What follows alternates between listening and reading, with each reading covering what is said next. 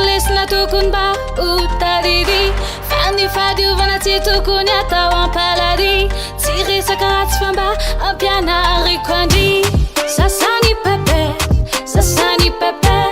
sasany pepeta midofoka be sasa pepeta sasany pepeta sasany pepeta sasany pepeta mamofona be sasa pepeta sasany pepeta sasany pepeta sasany pepeta midofoka be sasa pepeta sasany pepeta sasany pepeta sasany pepeta mamofona be sasa pepeta tsy hoaneky izy reriany ty afatsy ty fa mila fadiovana ny tsarany anambany tsy hiteny tsony asody bidindramose izy manjabe nefa sasany pepeta